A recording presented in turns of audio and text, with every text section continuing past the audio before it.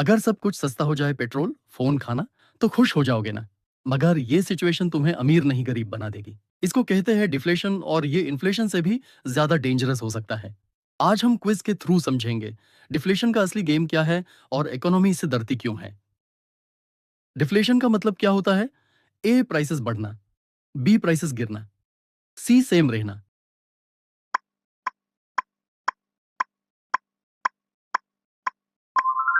सही जवाब, प्राइसेस गिरना। डिफ्लेशन का मतलब होता है मार्केट में चीजों के प्राइस धीरे धीरे कम होना। जैसे आज कोई प्रोडक्ट 100 रुपए का है और कुछ टाइम बाद 90 रुपए का हो जाए। सुनने में अच्छा लगता है, पर ये इकोनॉमी के लिए प्रॉब्लम क्रिएट करता है। अगर फ्यूचर में फोन और सस्ता होने वाला है, तुम क्या करोगे? ए, आज खरीदोगे, बी, वेट करोगे, सी, इग्नोर करोगे।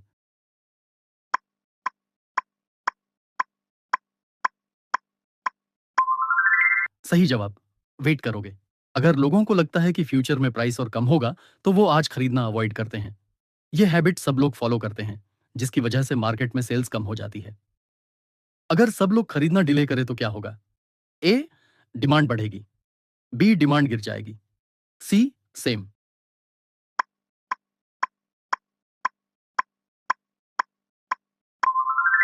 सही जवाब, डिमांड गिर जाएगी।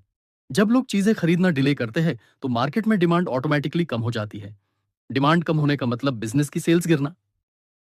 डिमांड गिरने से कंपनीज क्या करेगी? ए, प्रॉफिट बढ़ेगा, बी, कॉस्ट कट करेगी, सी, सैलरी बढ़ाएगी।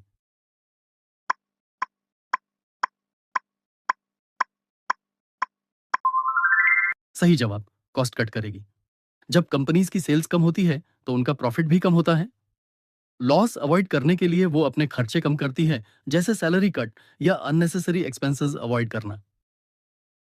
कॉस्ट कट का सबसे बड़ा इंपैक्ट क्या होता है?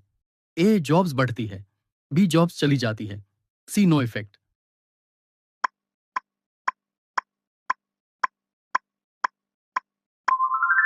सही जवाब, जॉब्स चली जाती है। कॉस्ट कम करने का सबसे इजी तरीका होता है एम्प्लॉयज को निकालना। इसलिए डिफ्लेशन के टाइम पे अनएम्प्लॉयमेंट बढ़ जाता है। जॉब्स कम होने से लोग क्या करेंगे? ए, ज्यादा खर्च करेंगे, बी, कम खर्च करेंगे, सी, इन्वेस्ट करेंगे।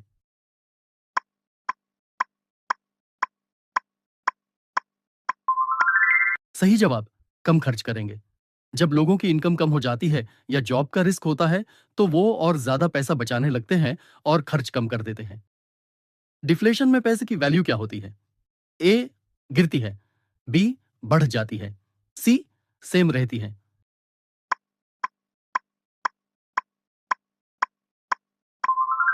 सही जवाब, बढ़ जाती है।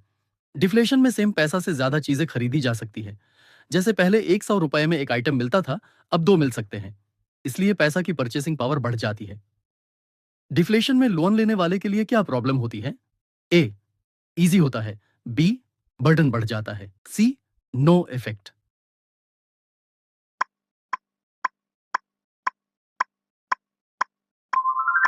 सही जवाब, बर्डन बढ़ जाता है। डिफ्लेशन में पैसा की वैल्यू बढ़ जाती है, इसलिए जो लोन लिया है उसको वापस करना और मुश्किल लगता है। रियल में बोरोवर पर प्रेशर बढ़ जाता है। गवर्नमेंट क्या करती है डिफ्लेशन में? ए, इंटरेस्ट बढ़ाती है, बी, इंटरेस्ट कम करती है, सी, कुछ नहीं।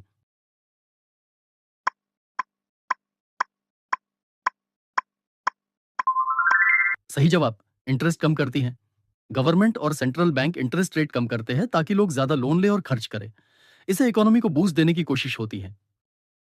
डिफ्लेशन लॉन्ग टर्म के लिए क्या है? ए, गुड, बी, डेंजरस, सी, न्यूट्रल।